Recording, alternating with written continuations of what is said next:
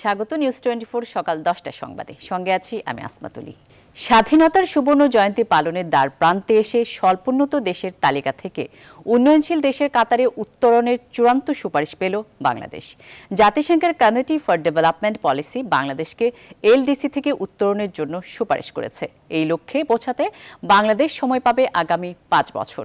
আজ বিকেল 4টায় এক ভার্চুয়াল সংবাদ সম্মেলনে অংশ নেবেন প্রধানমন্ত্রী শেখ হাসিনা। বিস্তারিত মাহমুদুল হাসানের রিপোর্টে। ৭১-এর মহান মুক্তিযুদ্ধের মধ্য দিয়ে স্বাধীন হওয়ার পর বাংলাদেশকে বলা হতো তলাবিহীন ঝুড়ি। ১৯৭৫ সাল থেকে স্বল্পোন্নত দেশের কাতারে থাকা বাংলাদেশ ২০১৫ সালে প্রথম নিম্ন মধ্যম আয়ের দেশে উন্নীত হয়। জাতিসংঘের কমিটি ফর ডেভেলপমেন্ট পলিসি সিডিপির ত্রিবার্ষিক সভায় এবার জানানো হলো উন্নয়নশীল দেশে উত্তরণের চূড়ান্ত সুপারিশ। এর মধ্য দিয়ে স্বাধীনতার সুবর্ণ জয়ন্তীতেই এক অনন্য উচ্চতায় উঠল বাংলাদেশ। সিডিপির ত্রিবার্ষিক সভার সর্বসম্মত সিদ্ধান্ত আসে বাংলাদেশের পক্ষে। এখন 5 বছরের প্রস্তুতিকাল শেষে উন্নয়নশীল দেশের কাতারে উঠবে বাংলাদেশ। উন্নয়নশীল দেশ হতে হলে একটি দেশের মাথাপিছু আয় হতে হয় কমপক্ষে ১২৩০ মার্কিন ডলার। সেখানে ২০২০ সালেই বাংলাদেশের ছিল ১৮২৭ মার্কিন ডলার। টানা 3 মেয়াদে ক্ষমতায় থাকা বর্তমান সরকারের যথাযথ পরিকল্পনা প্রণয়ন ও তার বাস্তবায়নের ফলে অর্থনীতিতে বিশ্বের বিস্ময় এখন বাংলাদেশ। আচ্ছা, এইরকম একটা কাজ নিজের অর্থায়নে করলাম। তবে এই অর্জনের ফলে বাংলাদেশ বাণিজ্যে যেসব অগ্রাধিকার পায় তার অনেকটাই হারানোর শঙ্কা রয়েছে। তবে উন্নয়নশীল দেশের কাতারে ওঠা বাংলাদেশের জন্য বিশেষ মর্যাদার বিষয়। মাথাপিছু আয়, মানব সম্পদ ও অর্থনৈতিক উন্নয়ন ধারা 3 সূচকেই ঈর্ষণীয় সাফল্য এখন বাংলাদেশের। মাহমুদুল হাসান, নিউজ 24, ঢাকা। টিকা নিলেই করোনা হবে না এমন নিশ্চয়তা নেই বলে মত বিশেষজ্ঞদের। প্রথম ডোজ নেয়ার পর শরীরে 50 থেকে 60% পর্যন্ত অ্যান্টিবডি তৈরি হতে পারে, আর দ্বিতীয় ডোজ নেয়ার 2 সপ্তাহ পরে টিকার সর্বোচ্চ প্রতিরোধ ক্ষমতা হবে বলে মত বিশেষজ্ঞদের। তাই টিকা নেয়ার পরও সতর্কতা অবলম্বন করার পরামর্শ তাদের। অন্তরা বিশ্বাসের প্রতিবেদন। বাংলাদেশে টিকা নেওয়ার পর অন্তত 3 জন করোনায় আক্রান্ত হয়েছেন। টিকার প্রথম ডোজ নেওয়ার 7 থেকে 16 দিনের মধ্যে তারা আক্রান্ত হন বলে জানায় স্বাস্থ্য অধিদপ্তর। অনেকেই প্রশ্ন তুলছেন, তাহলে টিকা নিয়ে লাভ কি? বিশেষজ্ঞরা বলছেন, টিকা করোনার বিরুদ্ধে অন্যতম প্রতিরোধক, তবে একমাত্র প্রতিরোধক নয়। আর প্রথম ডোজ নেওয়ার পরপরই করোনা ভাইরাসকে পুরোপুরি প্রতিরোধ করতে পারে না বাংলাদেশে আসা কোভিশিল্ড বা অক্সফোর্ড অ্যাস্ট্রাজেনেকার টিকা। টিকা নেওয়ার সাথে সাথে করোনা আক্রান্ত হওয়া মানে যে টিকা কার্যকর নয় এমন নয়, এবং করোনার টিকার 2টি ডোজ সম্পূর্ণ হওয়ার পরেও আপনি করোনা আক্রান্ত হতে পারেন। তখন যেটা সুবিধা আমাদের, যে আপনি কখনোই জটিল করোনা আক্রান্ত হবেন না, সেটা মৃদু সংক্রমণ হবে। অলমোস্ট 85% বা 85% ক্ষেত্রে আপনার হসপিটালাইজেশনের প্রয়োজন হবে না, এবং মৃত্যু ঝুঁকি শতকরা 100% কমে যায়। অন্তত 7-10 দিনের আগে তো অ্যান্টিবডি হবে না, 2টা ডোজ লাগবে। প্রথম ডোজে তো 100% হয় না, এমনিও তো 100% কোনো টিকাতেই হয় না। টিকা নিলেন, 10 দিন পরে অ্যান্টিবডি ডেভেলপ করবে, এর মধ্যে আক্রান্ত হতেই তো পারেন। ইভেন প্রথম ডোজ নিলেও 50-60% কিন্তু প্রোটেকশন দেয়। বাংলাদেশে টিকার প্রথম ও দ্বিতীয় ডোজের মধ্যে পার্থক্য 2 মাস। তারও 2 সপ্তাহ পরে টিকার সর্বোচ্চ প্রতিরোধ ক্ষমতা সম্পন্ন হবে বলে মত বিশেষজ্ঞদের। সেই হিসেবে প্রথম ডোজ নেওয়ার 2.5 মাস পর টিকা পুরোপুরি কার্যকর হবে। দ্বিতীয় ডোজ টিকা যখন আপনি 2 মাস পরে দিবেন, তখন কিন্তু অ্যান্টিবডির পরিমাণ অনেক গুণ বেড়ে যাবে। সেই জন্য আমরা বলি এটাকে বুস্টার ডোজ। দ্বিতীয় ডোজ টিকা নেওয়ার 14 দিন পরে এই বুস্টিংটা হয়, এই বুস্টার আপটা হয়। এই জন্যই বলা হচ্ছে যে দ্বিতীয় ডোজের 14 দিন পরে আপনার টিকাদান আসলে সম্পূর্ণ হবে। এ পর্যন্ত দেশে প্রায় 700 জনের মধ্যে টিকার পার্শ্ব প্রতিক্রিয়া দেখা গিয়েছে বলে জানিয়েছে স্বাস্থ্য অধিদপ্তর।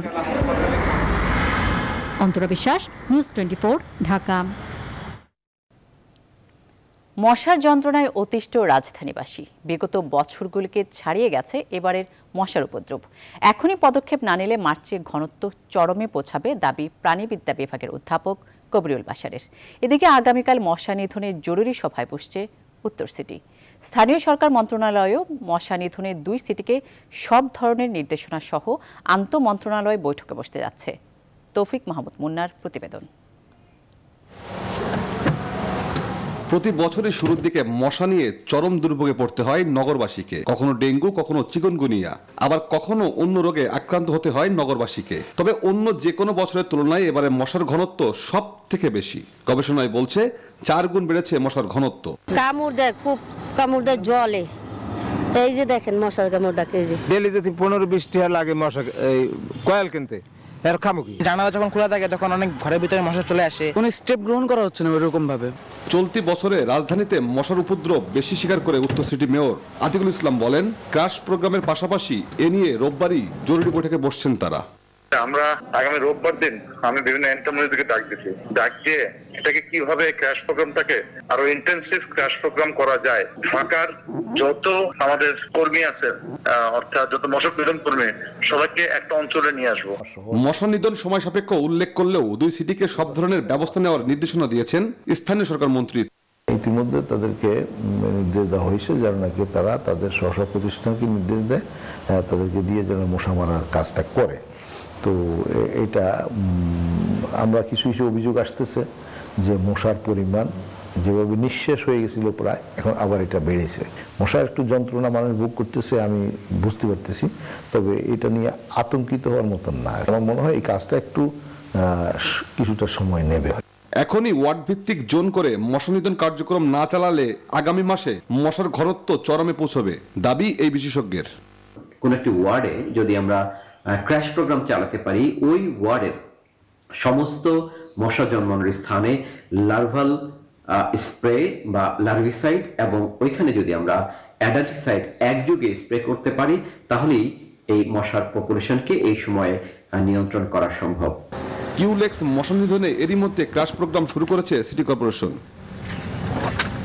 তৌফিক মাহমুদ মুন্না, নিউজ 24, ঢাকা। খুলনায় বিএনপির মহাসমাবেশ ঘিরে অনেকটাই থমথমে পরিস্থিতি বিরাজ করছে।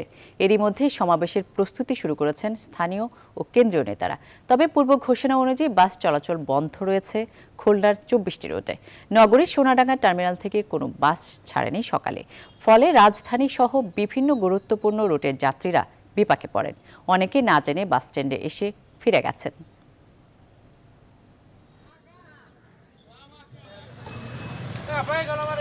ঠিক মতো যাইতে পারতেছি না। এখন আপনার গাড়ি ঘোড়া সব শুনতেছি বন্ধ। এখন আমরা পিরিজপুর পর্যন্ত যাব, কিন্তু আসলে যাইতে পারতেছি না। নোয়াপাড়া নাতিয়ানতে যাব, গাড়িগুড়ি তো সব বন্ধ। এখানকার 50 টাকার ভাড়া 120 টাকা আমাদের যাইতে হচ্ছে। আর কিছু নাই, যেতে তো হবেই। ঘুরতে এসেছি স্ট্যান্ড থেকে ও স্ট্যান্ডে। এই মুহূর্তে সোনাডাঙ্গা বাস স্ট্যান্ড এলাকায় আছেন সহকর্মী শামসুজ্জামান শাহিন। তার সঙ্গে সরাসরি যুক্ত হওয়ার চেষ্টা করছি আমরা। শাহিন, দাবি করা হচ্ছে বিএনপির সমাবেশ ঘিরেই বাস স্ট্যান্ড বন্ধ রাখার সিদ্ধান্ত নিয়েছেন মালিকপক্ষ। কারণ যাই হোক, জনদুর্ভোগের চিত্রটা কেমন দেখছেন?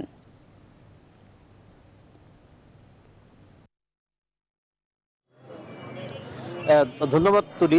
আপনি ঠিকই বলেছেন যে তারা মালিক সমিতি বা শ্রমিক ইউনিয়নের কোনো নেতাই বিএনপি সমাবেশকে ঘিরে তাদের এই কর্মবিরতি এটি স্বীকার করেনি। তবে বিএনপির নেতারা কিন্তু এই বিষয়টি স্পষ্ট করেছেন। তারা বলছেন যে তাদেরকে এই সমাবেশ পণ্ড করার জন্যই মূলত এই ধর্মঘট বা এই কর্মবিরতি আহ্বান করা হয়েছে।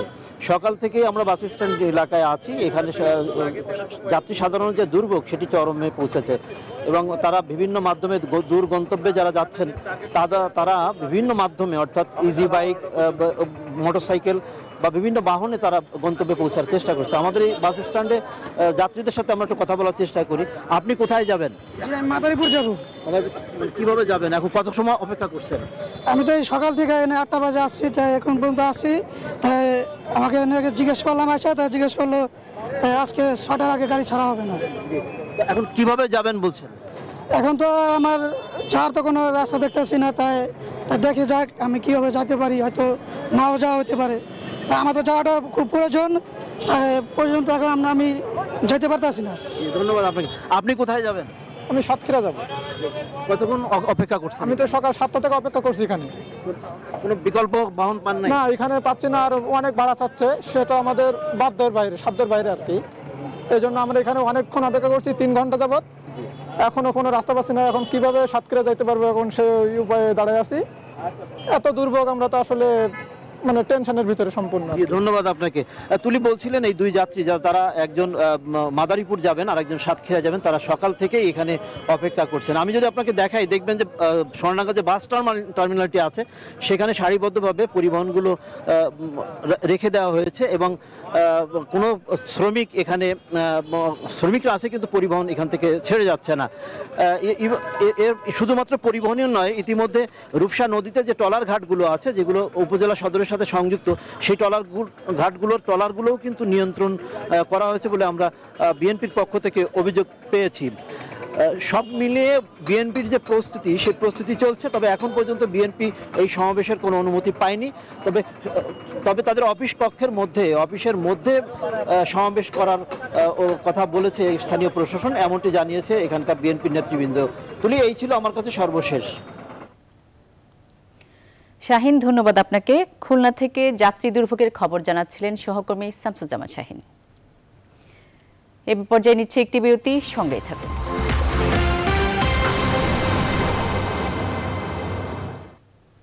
আবারও স্বাগত, দেখছেন নিউজ 24 সকাল 10টার সংবাদ।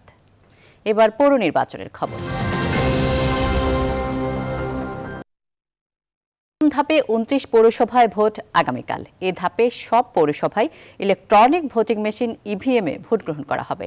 নির্বাচন উপলক্ষে এরই মধ্যে সব প্রস্তুতি শেষ করেছে নির্বাচন কমিশন। শুক্রবার মধ্যরাত 12টায় শেষ হয় আনুষ্ঠানিক প্রচারণা। নির্বাচনে শান্তিপূর্ণ পরিবেশ নিশ্চিতে কাজ করেছেন আইন শৃঙ্খলা রক্ষাকারী বাহিনীর সদস্যরা। 29 পৌরসভার 29টি মেয়র পদ ছাড়াও সাধারণ ওয়ার্ড কাউন্সিলর ও সংরক্ষিত ওয়ার্ডের কাউন্সিলর পদে ভোট গ্রহণ অনুষ্ঠিত হবে। এই ধাপে নির্বাচনী লড়াইয়ে মেয়র পদে লড়ছেন 100 জন প্রার্থী। সংরক্ষিত মহিলা কাউন্সিলর পদে 366 জন এবং সাধারণ কাউন্সিলর পদে রয়েছেন 1318 জন। প্রথম ধাপের তফসিলে 24টি পৌরসভায় ভোট হয় গত বছরের 28 ডিসেম্বর। 16 জানুয়ারি দ্বিতীয় ধাপে 61টি পৌরসভা ও তৃতীয় ধাপে 64টি পৌরসভায় ভোট গ্রহণ হয় 30 জানুয়ারি। চতুর্থ ধাপে ভোট গ্রহণ হয় 14 ফেব্রুয়ারি।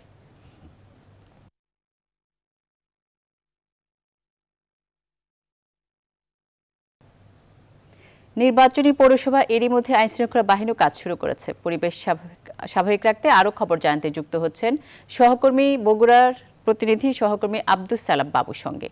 বাবু, সহিংসতার সংখ্যা কতটুকু রয়েছে? আইন শৃঙ্খলার সার্বিক পরিস্থিতি আমাদের জানান।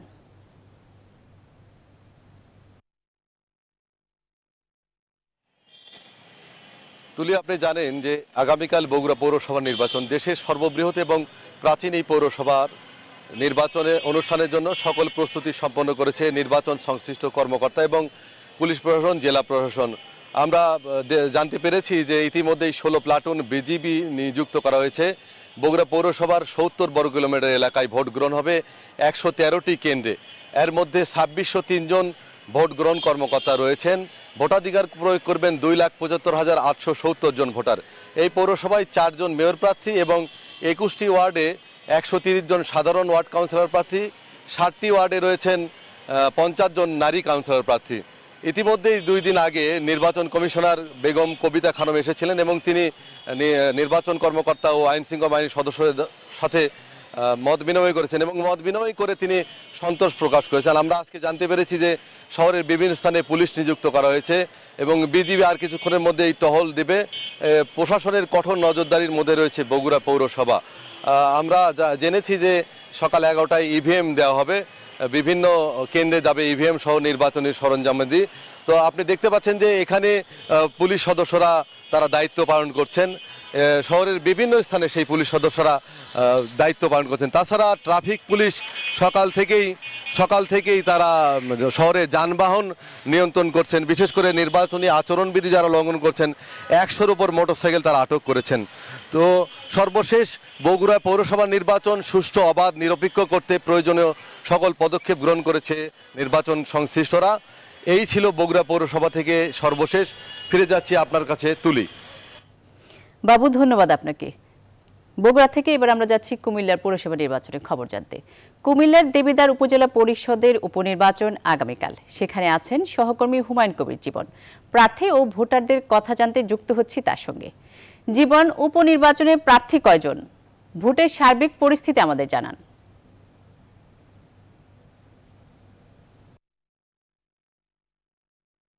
আপনাকে অসংখ্য ধন্যবাদ। একটি পৌরসভা এবং 15টি ইউনিয়ন নিয়ে গঠিত কুমিল্লা দেবিদ্বার উপজেলা পরিষদ এবং এই দেবিদ্বার উপজেলা পরিষদের নির্বাচনকে ঘিরে গত কয়েকদিন ধরে প্রচার প্রচারণা করেছেন এবং গতকালকে শেষ দিন ছিল নির্বাচনী প্রচারণা। আজ কিন্তু নির্বাচনী প্রচারণা বন্ধ রয়েছে এবং আমরা যেটি জানতে পেরেছি যে এই উপজেলা পরিষদের চেয়ারম্যান পদে 4 জন প্রার্থী রয়েছেন। বিশেষ করে বড় 2 দলের প্রার্থীর মধ্যে লড়াই হবে এমনটাই মনে করছেন এখানকার সাধারণ ভোটাররা। তো আমি এখানে দেখতে পাচ্ছি যে এই উপজেলা পরিষদে যিনি আওয়ামী লীগ থেকে মনোনীত নৌকা প্রতীক নিয়ে নির্বাচন করছেন এবং তিনি তার দলীয় অফিসে থেকে তিনি নির্বাচনের সার্বিক খোঁজখবর নিচ্ছেন এবং নির্বাচন আগামীকালে জয় হওয়ার বিষয়ে তিনি তার ভোটারদের সাথে এবং এজেন্টদের সাথে তিনি যোগাযোগ করছেন। তো আমরা একটু কথা বলতে চাচ্ছি বিশিষ্ট সমাজসেবক এবং শিক্ষা অনুরাগী আবুল কালাম আজাদ, যিনি আওয়ামী লীগ থেকে মনোনীত প্রার্থী হয়েছেন। আপনার কাছ থেকে জানতে চাচ্ছি যে এই দেবিদ্বার উপজেলা পরিষদ নির্বাচনে আপনার প্রস্তুতি কেমন এবং জয়ের ব্যাপারে কতটুকু আশাবাদী? আপনারা জানেন যে বাংলাদেশ আওয়ামী লীগ মনোনীত আমি একজন নৌকার প্রার্থী। দলের কিছু সংখ্যক লোক আপনার জননেত্রী শেখ হাসিনার নৌকাকে ডুবানোর জন্য মরিয়া হয়ে লাগছে। দলের কিছু সংখ্যক লোক শেখ হাসিনার নৌকাকে ডুবানোর জন্য মরিয়া হয়ে লাগছে। এই মার্কা জননেত্রী শেখ হাসিনার এবং বাংলাদেশ আওয়ামী লীগের মার্কা। আমি শুধু দেবিদ্বার উপজেলার একজন প্রতিনিধিত্ব করছি। আমার নেতাকর্মীরা সবাই ঐক্যবদ্ধ আছে। এখনও কিছু সংখ্যক লোক নৌকাকে ডুবানোর জন্য মরিয়া হয়ে লাগছে। আর আমি যদি নির্বাচিত হই, জননেত্রী শেখ হাসিনার নির্দেশ মোতাবেক সকল কাজে, উন্নয়নের কাজে আমি থাকব। আপনার নির্বাচনের সকল প্রস্তুতি সম্পন্ন হয়েছে? হ্যাঁ, নির্বাচনী সকল প্রস্তুতি আমার সম্পন্ন আছে। আমি আশা করছি আগামী দিন 5টার পরেই আমি বিজয় সুনিশ্চিত হব ইনশাল্লাহ। আইন শৃঙ্খলা পরিস্থিতি কেমন দেখছেন? আইন শৃঙ্খলা পরিস্থিতি এখনও যে অবস্থানে আছে ভালোই আছে। আমরা আশা করছি যে যারা কিছু লোক যারা কাজ করছেন নৌকাকে ডুবানোর জন্য মরিয়া হয়ে লাগছেন এবং কিছু জায়গায় বিশৃঙ্খলা সৃষ্টি করেছেন, আইন শৃঙ্খলা তার যথাযথ ব্যবস্থা নেবে। ধন্যবাদ আবুল কালাম আজাদ। আপনি শুনছিলেন তুলি, তিনি বলছিলেন যে আসলে দলের ভিতরে কিছু লোকজন আছেন যারা আসলে নৌকাকে নিয়ে ষড়যন্ত্র করছে বলে তিনি অভিযোগ করছেন। তো আমি আপনাকে জানিয়ে রাখতে চাচ্ছি যে এই দেবিদ্বার উপজেলা পরিষদের উপনির্বাচনে 3,75,502 জন ভোটার রয়েছেন যারা আগামীকাল এই উপজেলা পরিষদের চেয়ারম্যান নির্বাচিত করবেন তাদের এই উপজেলা পরিষদে। সবকিছু মিলে এই ছিল আমার কাছে সর্বশেষ। তুলি। জীবন, ধন্যবাদ আপনাকে। কুমিল্লার দেবিদ্বার উপজেলার উপনির্বাচনের খবর জানাচ্ছিলেন সহকর্মী হুমায়ুন কবির জীবন। কারাগারে লেখক মুশতাক আহমেদের মৃত্যুর প্রতিবাদ অব্যাহত রয়েছে। শুক্রবার সন্ধ্যায় রাজধানীর শাহবাগে বিক্ষোভকারীদের সাথে পুলিশের সংঘর্ষ হয়। এই সময় 12 পুলিশ সদস্য সহ অন্তত 30 জন আহত হন। এর আগে বিক্ষোভ সমাবেশে লেখকদের মৃত্যুর প্রতিবাদ জানিয়ে ডিজিটাল নিরাপত্তা আইন বাতিলেরও দাবি জানানো হয়। আর ঘটনা কারা কর্তৃপক্ষের কোনো গাফিলতি আছে কিনা তা তদন্ত করা হবে বলে জানিয়েছেন স্বরাষ্ট্রমন্ত্রী আসাদুজ্জামান খান কামাল। মৌ খন্দকার ও মাসুদা লাবণীকে সাথে নিয়ে আরও জানাচ্ছেন অন্তরা বিশ্বাস।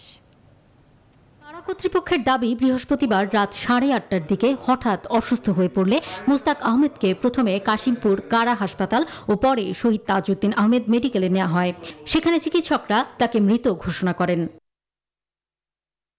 ময়নাতদন্তকারী চিকিৎসক জানিয়েছেন মুস্তাক আহমেদের শরীরে কোনো আঘাতের চিহ্ন পাওয়া যায়নি। তার যে ইন্টারনাল অর্গান যেটা আমরা বলি, সেসব অর্গান আমরা প্রিজার্ভ করেছি এবং সেটা পরবর্তীতে পরীক্ষার জন্য আমরা কেমিক্যাল অ্যানালাইসিস করার জন্য অর্গান কিছু রেখেছি এবং হার্ট, লাংস, আমরা ব্রেন প্যাথোলজি পরীক্ষা করার জন্য আমরা প্রিজার্ভ করেছি এবং অলরেডি পাঠিয়ে দিয়েছি।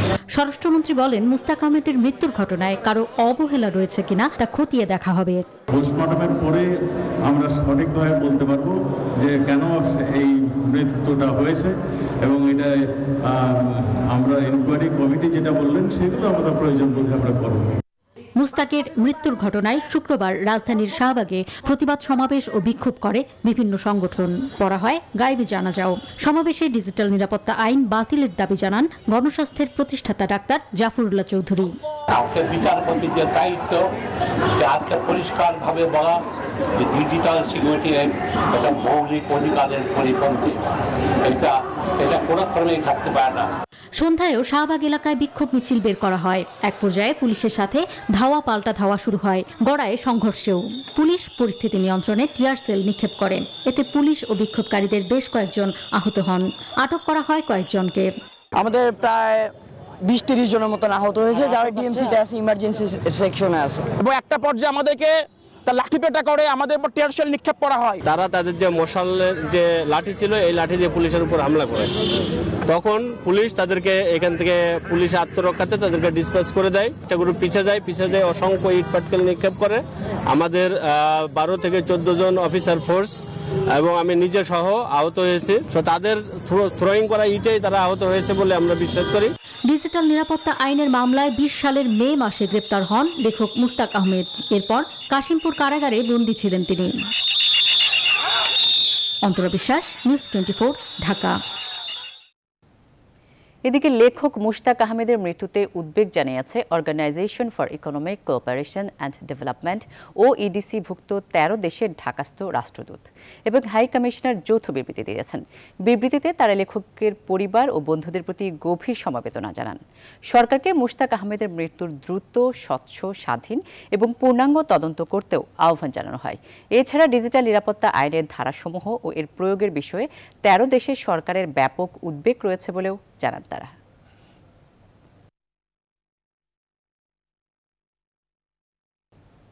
সময় হলো আরো একটি বিরতির, সঙ্গে থাকুন।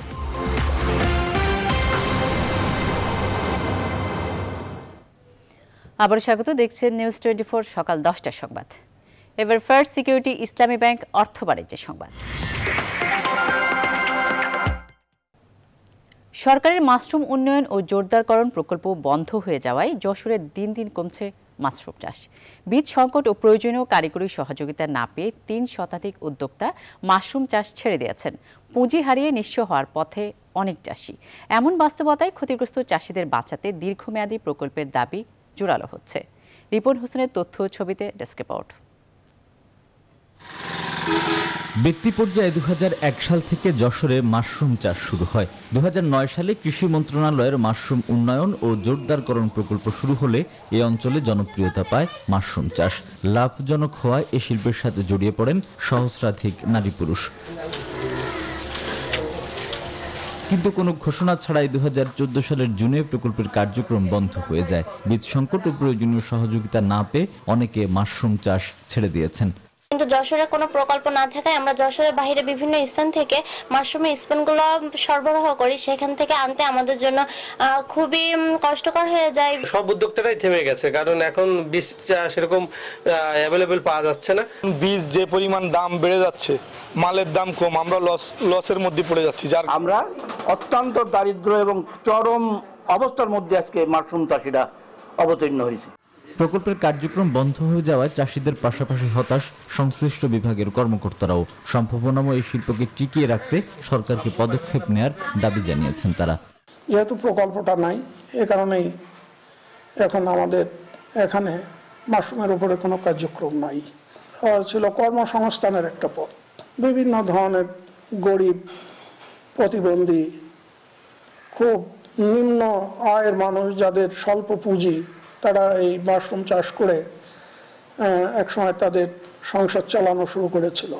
চাহিদা না থাকায় উৎপাদিত মাশরুম স্থানীয় বাজারে বিক্রির সুযোগও পাচ্ছেন না চাষিরা। Desk report, news 24। নিচ্ছি আরও একটি বিরতি, সঙ্গে থাকুন।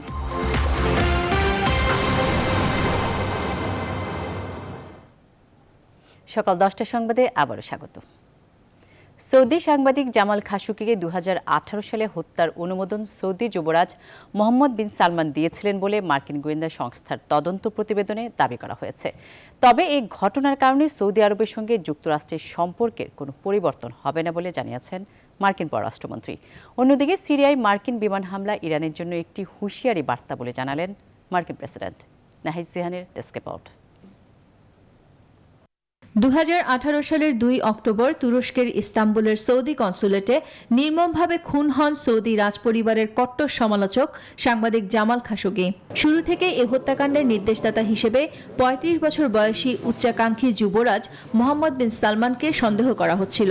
এবার মার্কিন গোয়েন্দা সংস্থা খাশোগিকে আটক কিংবা হত্যার একটি পরিকল্পনার অনুমোদন প্রিন্স সালমানই দিয়েছিলেন বলে তদন্ত প্রতিবেদনে স্পষ্ট উল্লেখ করেছে।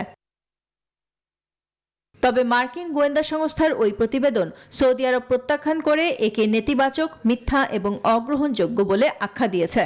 এই প্রতিবেদনটি আনুষ্ঠানিকভাবে প্রকাশের আগেই প্রেসিডেন্ট জো বাইডেন দেখেছেন এবং বাদশাহ সালমানের সঙ্গে ফোনালাপ করেছেন। যদিও খাশোগি ইস্যুতে কথা হয়েছে কিনা তা জানানো হয়নি। এ বিষয়ে পেন্টাগন জানিয়েছে, মধ্যপ্রাচ্যে সৌদি আরবের সঙ্গে যুক্তরাষ্ট্রের কৌশলগত সম্পর্ক অপরিবর্তিত থাকবে। একই সঙ্গে মার্কিন পররাষ্ট্রমন্ত্রী অ্যান্টনি ব্লিংকেন জানিয়েছেন, প্রতিবেদনটি এর স্বচ্ছতা প্রকাশ করেছে। আমরা খাশোগি হত্যাকাণ্ডের বিষয়ে প্রকাশিত প্রতিবেদনটির স্বচ্ছতা নিয়ে দৃঢ় প্রতিজ্ঞ ছিলাম। আমরা যা জানি তা মার্কিনীদের সামনে উপস্থাপন করেছি। এদিকে বৃহস্পতিবার প্রেসিডেন্ট জো বাইডেনের নির্দেশে সিরিয়া ইরাক সীমান্তে ইরান সমর্থিত বাহিনীর ওপর বিমান হামলা চালানো হয়। এ বিষয়ে শুক্রবার সাংবাদিকদের সামনে ইরানকে হুঁশিয়ারি বার্তা দিলেন president Joe Biden. Nahid Sihan, news 24। এবারে খেলার খবর। প্রিমিয়ার লিগ ফুটবলে দিনের 2টি ম্যাচই ড্র হয়েছে। বঙ্গবন্ধু জাতীয় স্টেডিয়ামে দিনের প্রথম ম্যাচে রহমতগঞ্জের বিপক্ষে 1-1 গোলে ড্র করেছে মুক্তিযোদ্ধা। এই ড্রয়ের ফলে 10 ম্যাচে 9 পয়েন্ট নিয়ে টেবিলের 9 নম্বরে রহমতগঞ্জ, আর সমান ম্যাচে সমান পয়েন্ট নিয়ে 10 নম্বরে মুক্তিযোদ্ধা। এদিকে চট্টগ্রাম আবাহনীর বিপক্ষে 1-1 সমতায় শেষ হয়েছে মোহামেডানের ম্যাচ। এই ড্রয়ের ফলে 10 ম্যাচে 16 পয়েন্ট নিয়ে টেবিলের 5 নম্বরে মোহামেডান, আর 11 ম্যাচে 16 পয়েন্ট নিয়ে টেবিলের 6 নম্বরে চট্টগ্রাম আবাহনী।